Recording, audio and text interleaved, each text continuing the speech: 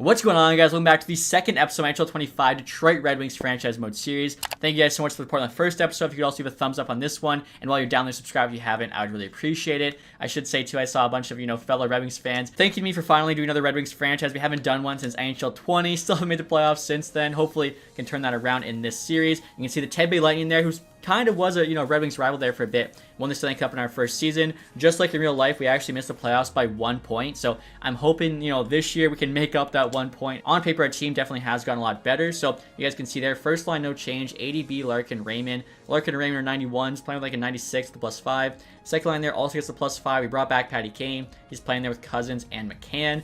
Could put McCann first line. We'd still have +5s. Actually, no, we wouldn't. Okay. The menu seems so much slower now. Like before, that'd be an instant change to the chemistry. Casper there on the third line with Comfort and Rasmussen. We then have Brandstad Nygaard make his NHL debut, playing fourth line with Veleno and Berggren, which, isn't the best fourth line in terms of defense, but for right now, I'm hoping it's okay. Defensively here, our big addition last season was Dobson.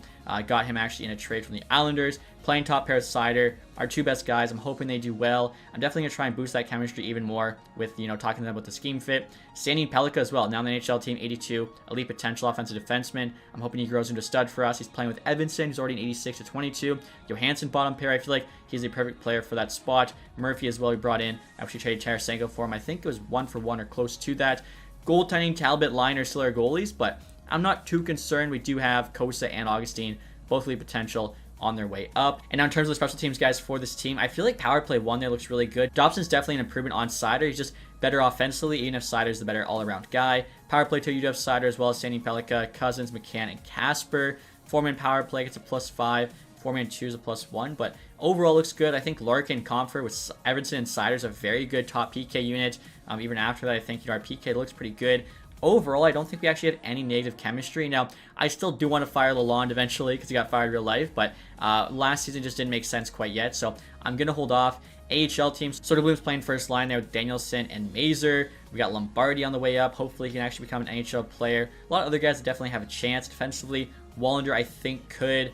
Same with Bouillon. I've seen him get up to a low to mid 80. And again, I already mentioned the goalies there being very good, but obviously them not being quite good enough yet to make our NHL team. I also showed the end of last episode, guys, but new captains here. Larkin's still wearing the C, but both Raymond and Sider are now wearing A's. I feel like those two are definitely just kind of faces of the future of this team. I think Larkin will be around. I want him to retire as a Red Wing, definitely. Well, on the GM, that's going to be the case, but real life, hopefully he stays as well. And in terms of ratings, guys, for the season, we've got 90 offense, 88 defense, 83 goaltending. So we'll see how we do. Lalonde said we should be a playoff team. Hopefully he's right. And now looking ahead here, guys, in terms of the contract situation for next season, we actually have all of our top players locked up, and I think on pretty good deals. Like everyone there under $9 million. Kane's on a 1 year, so I don't think we actually talked to him about it yet. Evanston we can extend.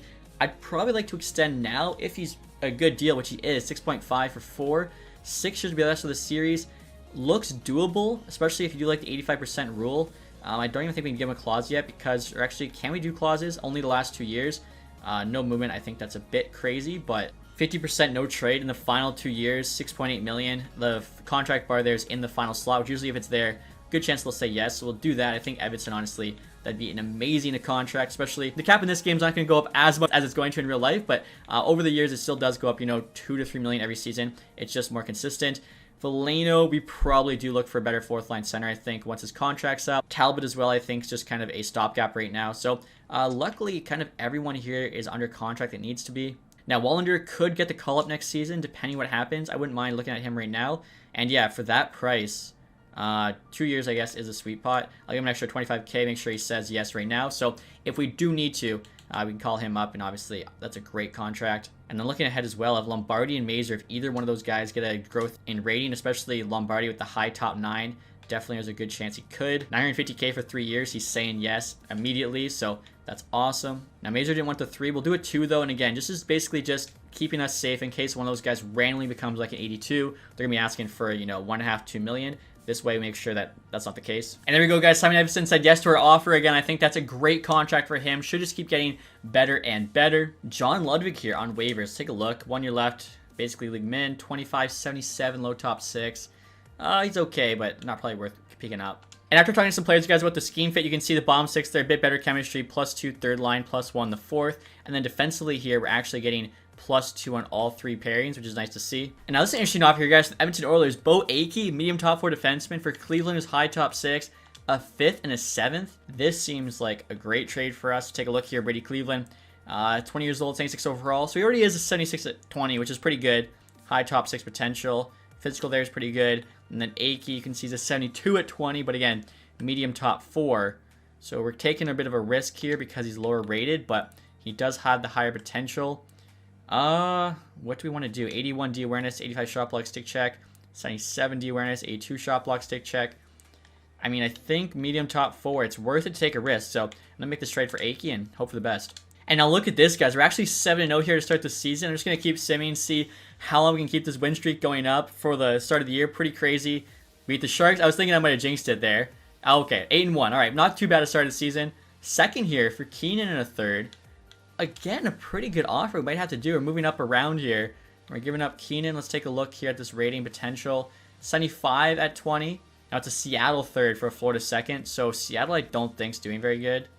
I'm going to say no, actually. It's a Florida second in 2027, though. I'm going to say yes to this. We are moving up around. I feel like the second round pick will have more value when it comes to trades. And we're now going to say here, guys, the record of 22, 10, and 4. So obviously slowed down a little bit there after the 8-0 start to the season. We did have a 5-game losing streak, which definitely hurt us. Half of those losses, in that streak. But still, we find ourselves second place in the division in terms of the AHL team.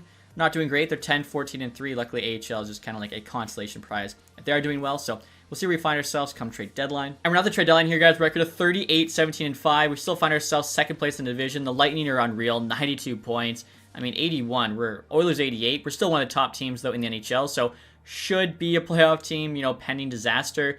AHL team, again, slow start like last year, but they're pushing towards a playoff spot.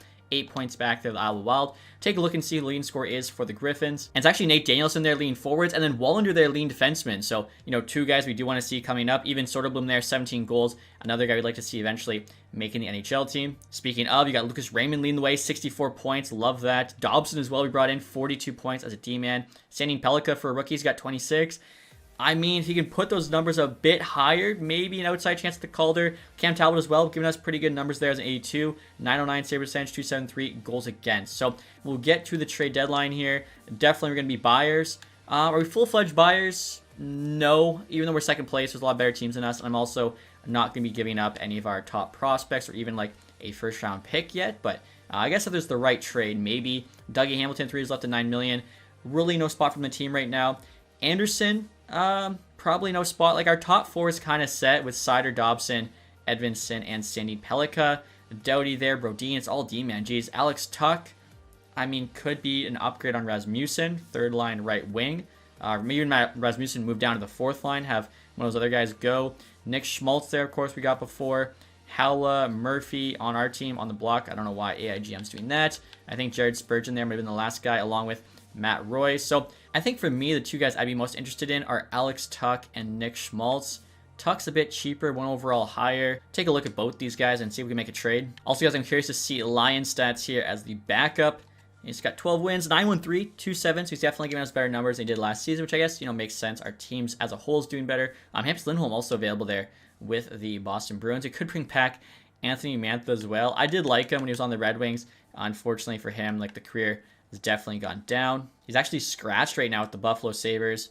I mean, yeah, if he's going to be a fourth liner, he's a sniper. Doesn't really have a spot on our team. And actually, guys, I take that back on Mantha. I'm going to try and get him back here with Alex Tuck. Obviously, Alex Tuck, I think, could be a great third line right winger. He's got 49 points on the season, power forward. Could also play PK for us. 89 D awareness, 90 shot block, 91 stick check. He's a fast player. Mantha, I think, could actually potentially be an upgrade on Berggren on that fourth line. He's bigger at 6'5". Berggren, -6, hasn't really done much for us, unfortunately. And then Veleno, I think Casper will probably play 4C for the rest of the season, giving up a Dallas second-round pick in this draft, and then a 5th in 2028. The value's pretty equal, both players on the block. I hope Buffalo says yes here. Trades rejected. Interesting, okay. Unfortunately, this year, if we do trade that second, we only have a third-round pick back, so we'll definitely have to try and add some later picks in this draft. Not ideal. We could go to a later draft and do a 4th, and then maybe a 7th, 2028. I think Tuck, could be that missing piece for our team.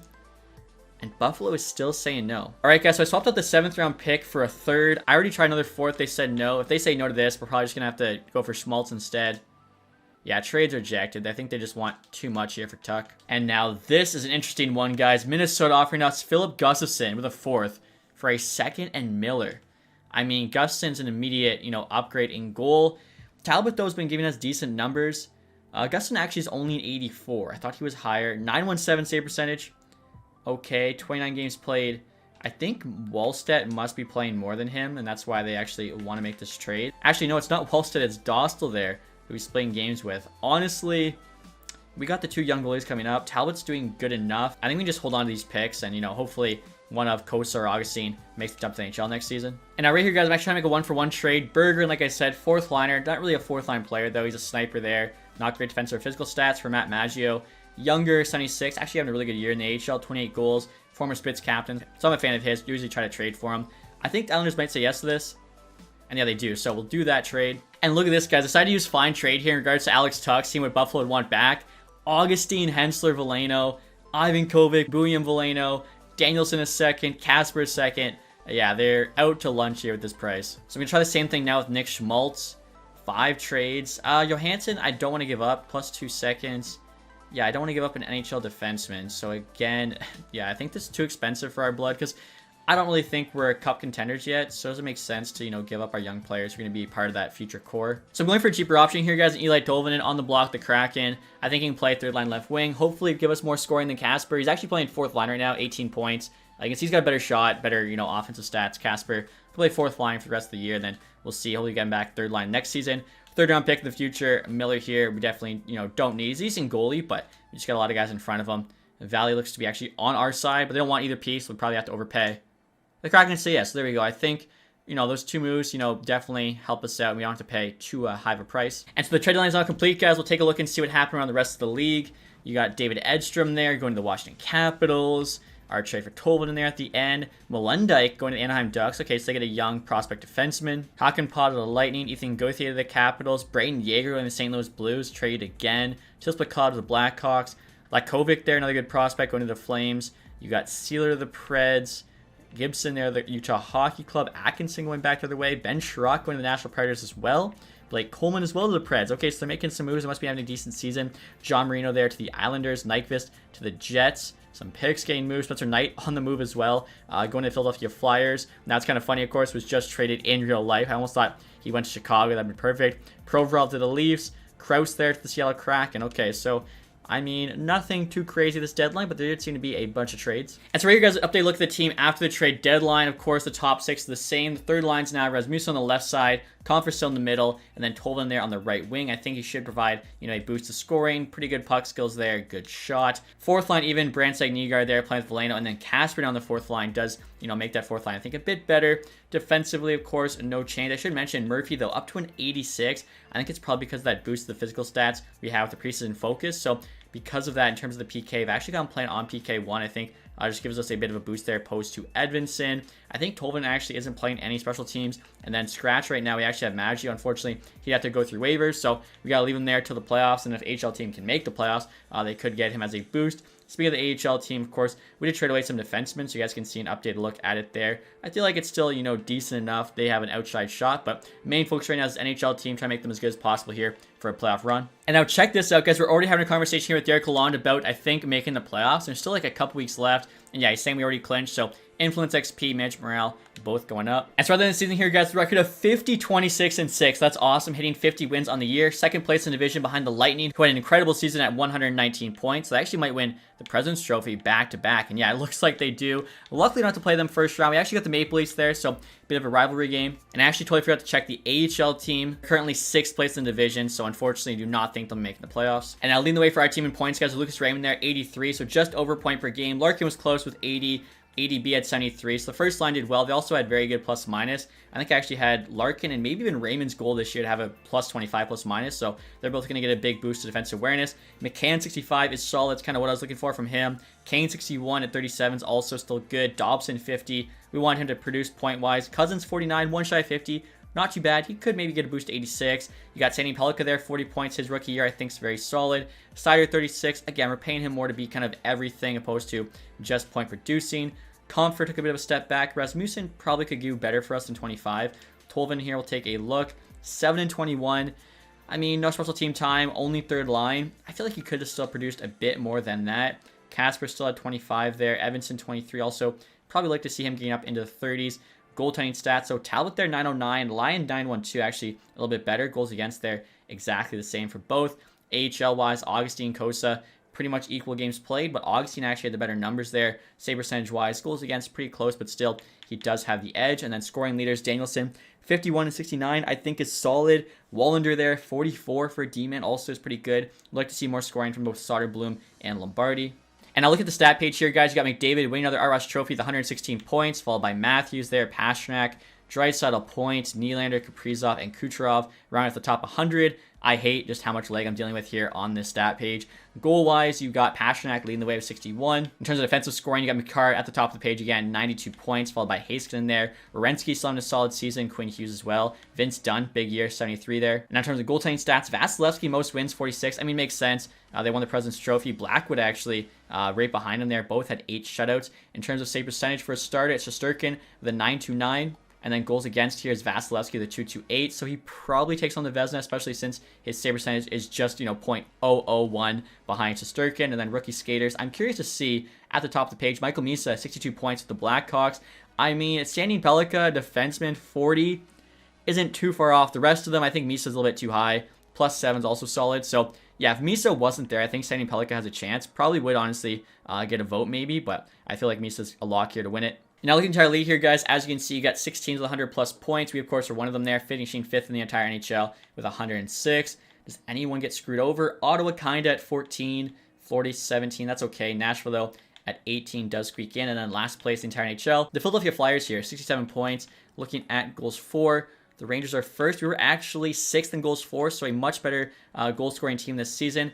Goals against, we actually had the 5th best. So yeah, this team took a huge step this year. Last year, we were kind of middle of the road for both. And then this year, we're top 6 in both goals for and goals against. So I'm feeling pretty optimistic about the future here, especially since, we have 2 good goaltenders coming up to replace, the older, aging, and lower rated goalies. Also, too, our core is quite young still. Now, as I mentioned, in the first round of the playoffs, we're matched up with the Maple Leafs. This will be a good test for us.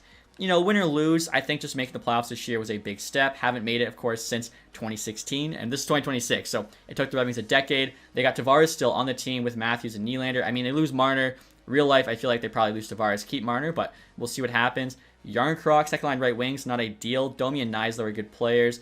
They still have decent depth. Robertson, 83. Probably should be second line instead of Yarncroc. Riley, number 1 defenseman, 89. They got Provorov on the team now. Interesting. And then goaltending-wise, Wool there's the starter, 83. Stoller's backing him up, 84.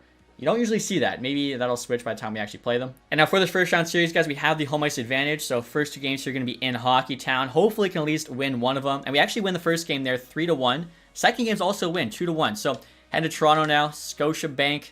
Can we actually sweep the Leafs? That'd be kind of crazy. Game 3 is a 6-5 win. Will we do it? Okay, no. Game 4, 3-1 loss. Game 5 here, chance to close out the series. And we do get it done. Wow, honestly, I didn't think we were going to beat the Maple Leafs, but they don't have the depth we have. They obviously have the star power there with Matthews and Nylander, but I think our team matches up pretty well. And again, we have more depth. Now, we got the President's Trophy winning and the reigning Stanley Cup champion Tampa Bay Lightning here in round 2. And they've got an absolutely nasty first line. Gensel's a 92, Points a 95, and Kucherov's a 95. That's ridiculous. 82 Geeky on the second, playing Cirelli there. Hagel's an 88. 78 Sherry's interesting. Paul's up to an 85. Fourth line's pretty trash. Defensively, Hedman's still a 90. McDonough, Radish, Moser, Forbert, Chernak. And then, of course, goaltending-wise, Vasilevsky there. Probably going to win the Vezina. Starting a net for them. He's still an 88. So, definitely going to be a big challenge here. But if we can somehow get by the Lightning, I feel like there's no reason why we can't beat any other team in these playoffs. Now, the Lightning do have the home ice advantage. So, first 2 games will be in Tampa. They actually went to the Game 7 in their first round series. And look at that. We beat them the first 2 games. 4-2 in both. That's crazy. And now we're headed home to Hockeytown. Can we get it done? Game 3 at home, 3-1 loss, and a 7-2 win. All of a sudden, we have a 3-1 lead here on the President's Trophy winning and defending Stanley Cup champion Tampa Bay Lightning. And let's see. Okay, we lose there in Game 5. Game 6, chance to close out at home. And we get it done 4-3 in OT. Let's go. We're now 8-3 through the first 2 rounds of the playoffs. And we got the Carolina Hurricanes in the conference final. And look at the Hurricanes here, guys. You can see their top line stacked. Svechnikov, Aho, and Rantanen. So in this, they actually are able to, re-sign Rantanen. Let's see how much he got paid here. What? 8.4? What? 8.4 for 7 years. That is... How did they get him for that price?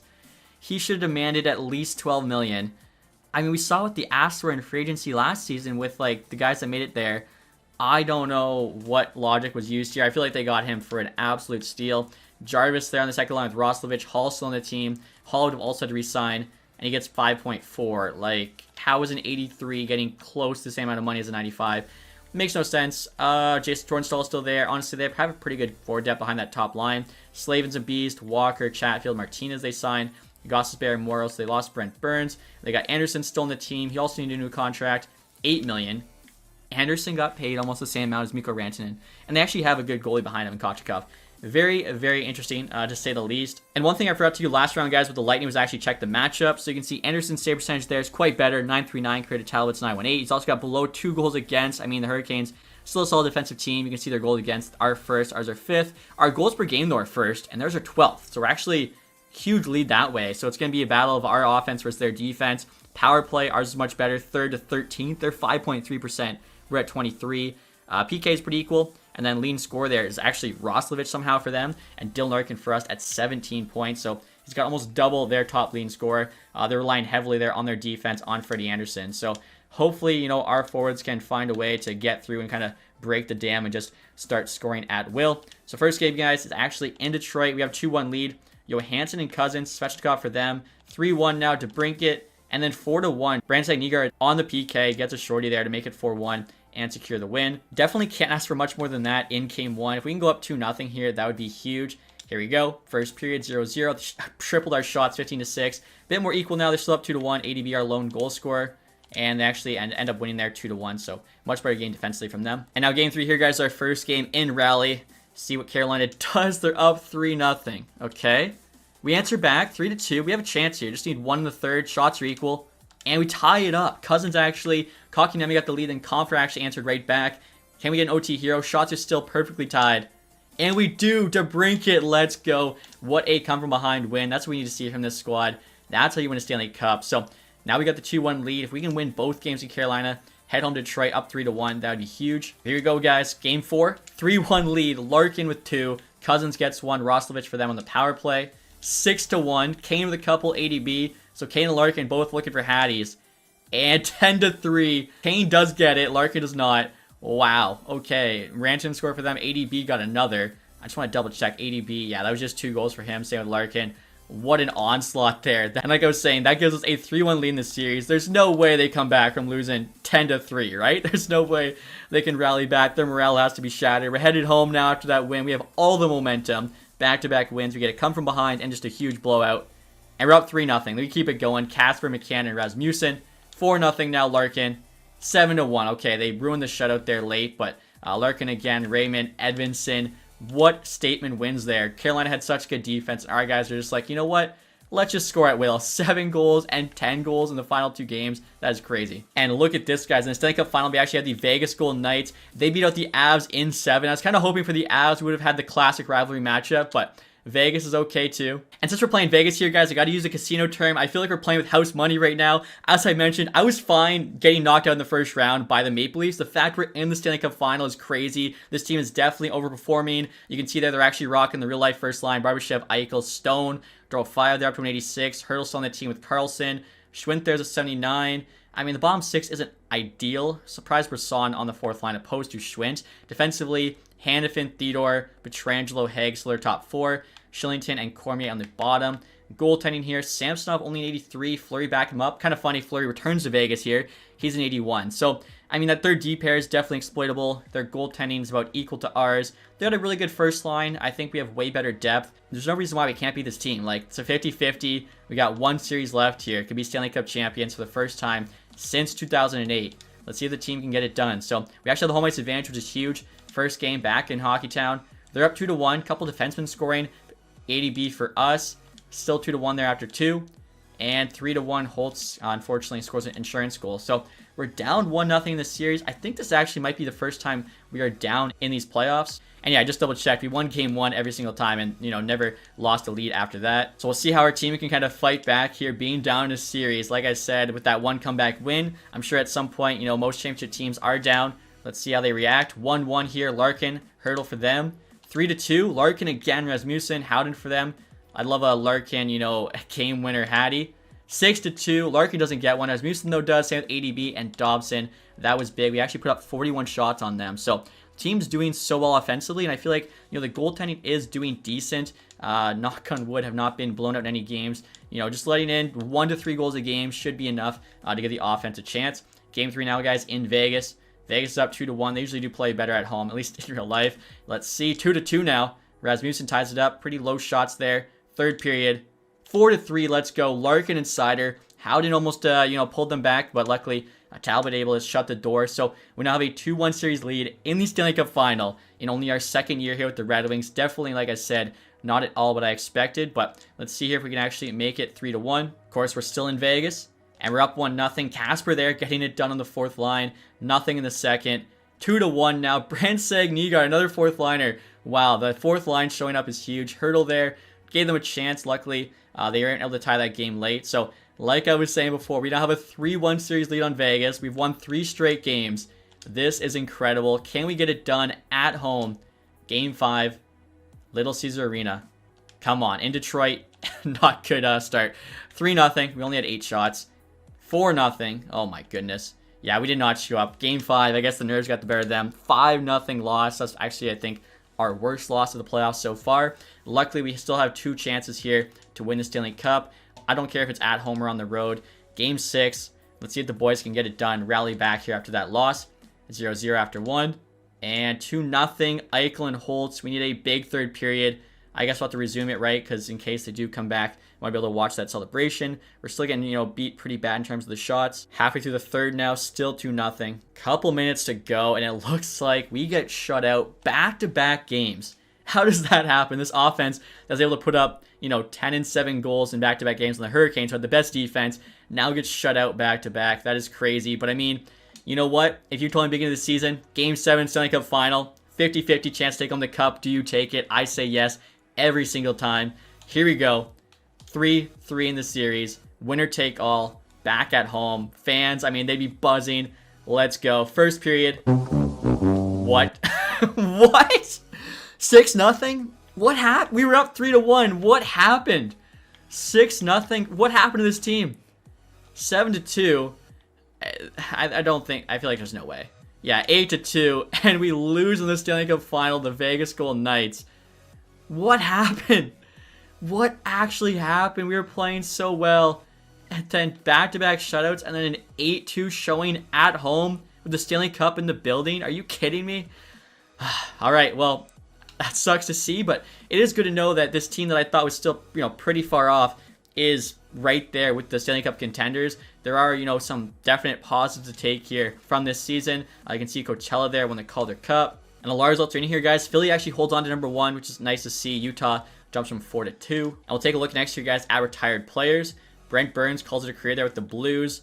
Maroon, Clutterbuck, Glendening, former Red Wing. We're just double checking, no Patty Kane. So definitely would like to bring him back. And then in terms of the goaltenders, Reimer there, another former Red Wing actually. And now next year, guys, we'll take a look at the awards for this season as well as the playoff tree. So Vegas there beat Canucks in 7, Oilers in 6, Avs in 7, and then us in 7. So they went 7 almost every single series. Maybe if the Avs could have pulled it out, we could have beat the Avs. At the end of the day, we had a 3-1 lead on the Vegas Golden Knights, and the team just absolutely blew it. I can't believe that. Especially those last 3 games weren't even close. 2 shutouts and an 8-2 loss. Larkin would have won the Conn Smythe. Might have won the Conn Smythe. I don't think I've actually ever seen a player on the Stanley Cup winning team win it, but 35 points, 23 games. He was popping off, doing everything he could. Love seeing that from the captain. DeBrincat was over a point per game. Raymond was close. Sider was almost a point per game. All of a sudden, showing up. Sandin Pellikka also really improved. He's an 87 now. I love that. Kane, 15 points is still not bad. McCann there. Take a look and see how Talbot did for us. 914, 278. Those are definitely, decent enough numbers. We could have won with him, which, I mean, it's kind of obvious, right? We were up 3-1 for a reason. So, Vegas there wins the Stanley Cup. Again, Tampa Bay back-to-back presidents. We do have some hardware. We get the Prince of Wales trophy, and like I said, hopefully we can build on that and actually take on the Stanley Cup, even if it's not next season, at some point soon. McDavid Art Ross trophy in the heart. Ricard got the James Norris. Kaprizov Lady Bing. Misa did get the Calder there. Dorofayev Conn Smythe. Well, I'll take a look at his stats. Were they even close to Larkin's? Vasilevsky did get the Vezina as we predicted. Also got Liam Jennings. Wallman, Bill Masterton. I saw some people saying try and bring Wallman back. I just don't know where he fits in. Maybe when he's older, we put him bomb pair. Huska there. Flames coach Jack Adams. Kopitar Selke. You know what I just realized? I feel like we definitely could have got the Jack Adams, right? Like, we had a really good year. McDavid, Ted Lindsay, and then Pasternak with the Maurice Richard. AHL, so Calder there goes to Coachella.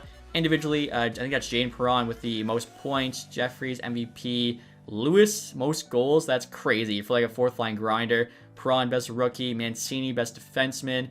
Okay, Goyette there, MVP of the playoffs. Perron also got sportsmanship. Schmid, lowest goal against. And yeah, guys, are you kidding me? Look at this. Thorough 5 had 4 more games played than Larkin, 9 less points. I feel like it could have been a McDavid situation where you just give Larkin the Conn Smythe. He was definitely robbed. And now in this draft, guys, as I pointed out at the trade deadline, we've actually only got a couple picks. I think a second and a third. Luckily, you know, it doesn't hurt too bad. When you make the Stanley Cup final, you can definitely kind of, you know, absorb that. In the draft here, you got McKenna, of course, going first. Stenberg second. I think in our next update, we might drop him to medium elite, make him more even with the rest of these guys. But you can see, like, this is a really good draft class for sure. In terms of the gems here, a medium top 9. He's probably medium top 6, going early second. Maybe we take him. If he is medium top 9, I'll honestly kind of be pissed. Let's see anything in terms of guaranteed medium elites. Unfortunately, nobody that's actually going to go. Actually, honestly, this guy here, Malachi Garnett, right winger, going to go 18. So computer generated. Joe Thornton, similar style. He's a guy who could try and make a move for. Second round pick and something maybe not too expensive. Lascelles here, I believe, is medium franchise, not elite. That's why he's going 17. Bickle here, probably a medium elite goalie, going to go later in the draft. Greer could be medium elite. We'll definitely make a trade for him. Again, we don't have too many picks, so we're going to try and do what we can. We also got this German defenseman, Sturm, guaranteed low elite. Going to go like in the 7th round. Definitely try and pick him up. Another German defenseman here, medium top 4 guaranteed. Going to go like 4th round. Our German scout did good this year. Now, I'm not sure if they'll go for this, guys. I'm going to offer the Sens our 2nd round this year. Dallas pick 51 plus the 42nd next year for 16th overall. Picks on the block. Trades rejected. Honestly, Veleno there, I don't think I'm bringing back to the 4th line center. If we throw him in, would they say yes? Still no. Try 2 seconds Veleno in a future 5th. And now the Sens say yes. Okay. I got to mention, though, we still need to go out and get some picks. We have a 1st and a 3rd. I'd like to get some late round picks. Maybe we can move some of the AHL guys we have who, you know, I don't see ever making the team just because we have so much depth. So, send him to pick 16. I'm hoping, you know, our guy's still there. Fitzgerald's high top 6. Okay, so I think he will be a lot of high top 6 going, you know, in that 10 to 15 range. Preston there, the last medium elite at 9. Rubrick, Belchetz, Diorio, Burchild, Lidstrom, Kavasha, Stenberg, of course, McKenna, 1st overall, 82 medium franchise. Going to be a beast for the Flyers. Imagine him and Matvey Michkov is going to be absolutely incredible. You've also got Waslin there. Zamnov here is made up guy, Ukrainian winger. He's probably, yeah, similar style. Michel Goulet, NHL ready is guaranteed. He's also going to be elite. Let's take a look. All A's that we know of, and then B for physical. Now Garnett here we know is elite. He's got A+ shooting and puck skills, A- for the rest, A defense. I think he might be the better player. All alone guaranteed X factor. The other guy did not. So yeah, we're going to take Garnett, hope for the best. He actually immediately could be the 3rd line right wing coming in for Tolvanen. And 80 overall to the draft, elite potential, right wing 2 forward. That is awesome. Let's take a look at the next couple picks. Waslin there, 73 high top 6, of course playing for Niagara. Lascelles, 72 medium franchise. And then yeah, Zamnov there is also 80 overall, medium elite. No X factors, he's a sniper. Okay, let's take a look and see, compare him here to Garnett. He's got the all-alone X factor. 2-way forward. I think this guy hopefully ends up being the better player. And I saw how much you guys commenting on Wang, who is a real player, plays for Oshawa right now. Apparently it's actually pronounced Wong. Also, for the first name he goes by Simon. I'm hoping, like I said, can be like the next, you know, Zdeno Chara, 6'7". It'd be really cool to have him on the team. And now with the Boston Bruins offering up Tomasito, who's like an AHL D-man, nothing crazy though, 25.76, with a 7th for their 4th round pick. They say no, quite off. They also said no to a 6th. We'll try a 5th here.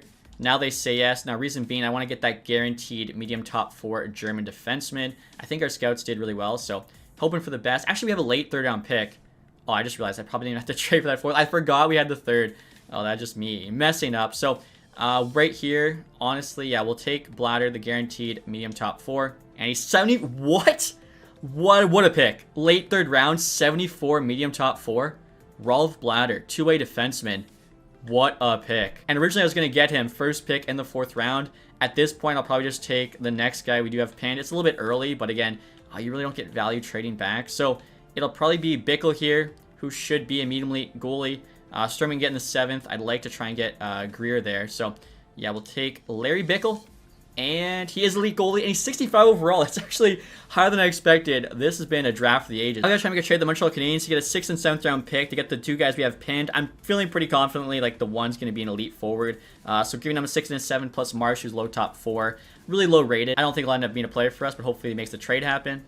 And yeah, the Montreal Canadiens say yes. So we'll send to our next pick here. It's the 6th round, 167. And we're going to take Greer, who, like I said, I'm really hoping is elite. That'd be amazing. And he's a medium top 6. Okay, so still, I mean, a medium top 6 in the 6th round. Much higher value than a low top 4 defenseman.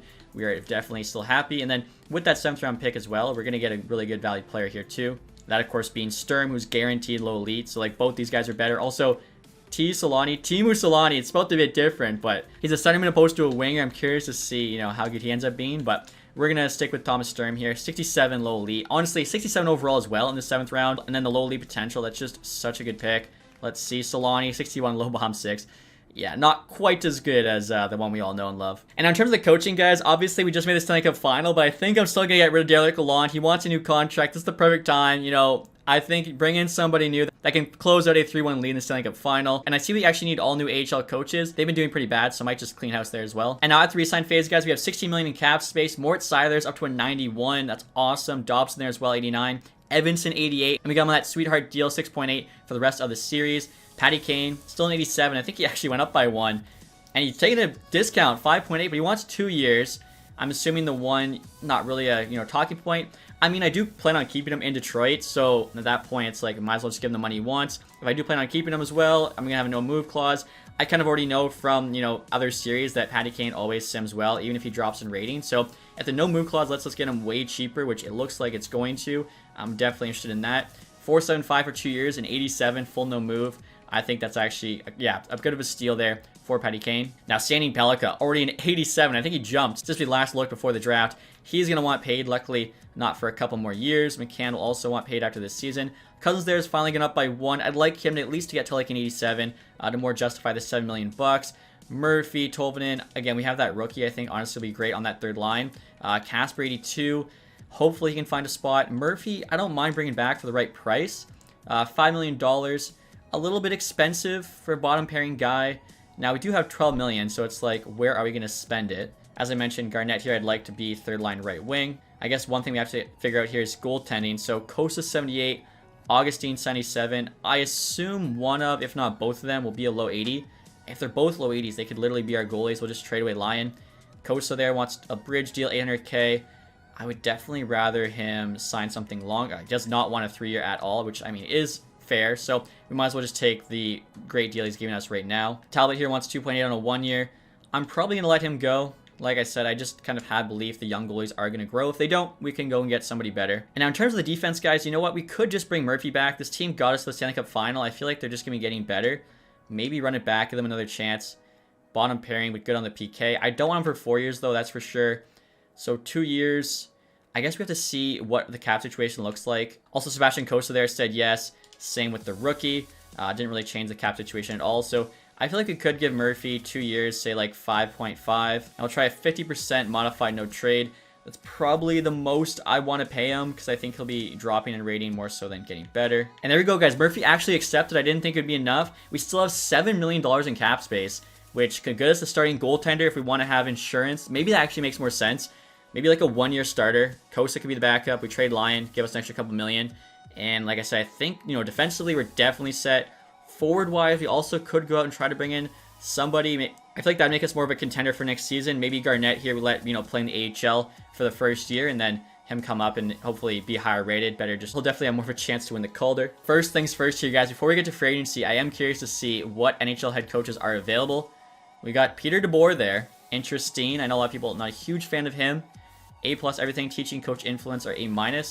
Team fit is 59%. Lalonde is an 80, which probably helped us play well. Like, we made the Stanley Cup final with him. Do we just bring him back? I think we might have to, even though, like, I know I wanted to bring somebody in new. When his team fits an 80, like, that is just, I mean, Torts is a 75. Torts is 75, not far off. Coach influence, though, is B, which is the most important stat. You can see Lalonde there has an A+. So you know what, guys? I think we have to bring Lalonde back. I know I was saying I wanted a new coach, but, like, the game didn't give me any options. You know, they don't let you put new coaches on there from any sort of pool. So we'll offer him some money to come back. And now next year, guys, we'll take a look at free agency. Like I said, we could bring in maybe like a top 9 forward. Kaprizov would have been sick. We unfortunately do not have the money there at 7.6. Maybe could have afforded Jack Eichel. Did not expect to see him in free agency if we did not sign Connor Murphy. But again, long term would have definitely been tough to fit in. Ante Kopitar, even on a 1 year, 12 million, is just too expensive. Kyle Connor, what a free agency class, honestly. Martin H is there. Adrian Campe wants a ton of money. Rasmus Anderson, 7.2 for an 88 defenseman is actually really good. Nick Schmaltz almost wants 10 million bucks, way too much. Bennett there, I guess, signed a 1 year. Alex Tuck, 5 years he wants. Again, expensive. Zuccarello is a guy you could look at for a 1 year, 51 points last year. Playmaker, he'd be with Comfort and Rasmussen. Two-way forward, power forward. They could maybe do something that is in our price range. Scott Law and Patty Laine want 6 years. I mean, I'd be interested in him on 1 year. Have a sniper there, put up some goals. Power play 2. Very big free agent class, honestly. Like, look at this. Jenner Hayes. There's tons and tons of players. Jake Woolman, again, I saw people want me to bring him back. 84 overall. He's a bit more money, though, than Connor Murphy. Same rating. And, of course, Murphy's much better defensively. Also, a bit better physically. In terms of goaltenders, too, is there, like, a 1 year starter we could bring in? Jacob Markstrom, 36. I mean, he's a guy we could bring in, maybe. Like, Kosa Augustine still do have to grow a bit. 8.4. One team interested. Dustin Wilson, RFA. Gustin there wants a lot for an 84. Same with Skinner. Talbot there, 3 million. I feel like Husso could bring back League Min. We could go for Markstrom, but like I've said before, I just don't think goaltenders are really as impactful. So I think I'm going to go for Zuccarello here, guys. We'll try a modified no trade. 50% is usually good enough to get you the kind of the boost you need. We'll give him like 6.75. It's a 1 year, it's whatever. Give us, a bit of money. If we do need to sign a backup goalie, that should have us in the mix. And now for goalies, we're kind of in a tough spot because like we don't know if we'll need one or not. So because of that, I think I will sign Vladosh here just as an insurance option. Worst case, line will be our starter and Vlad should be our backup next year. And he does say yes to that League Min. And now taking a look, two-way defenseman, Kuliachanik, 25.78 is a UFA. Definitely could be a big boost to the AHL team. Try a 2-year 900K deal, which he says yes to. And I'm looking at Kane Korczak here. Only has 2.5-star defense. As a defensive defense was on ideal. This guy, Daniil Musel, hopefully I said that right. 3.5-star defense. Physical is pretty good. I was going to say we did, trade away some AHL D-man. We'll do another, it's kind of same thing, 2-year 900K. He said yes. And then in terms of forwards here, guys, Justin Poirier looks like they gave up on. He sometimes grows, not too often. He's low top 6, so it is kind of, you're hoping. He says yes, adding him to the kind of prospect pool for free, though. I like Ryan Suzuki, 25.78. It probably does make sense to bring him in.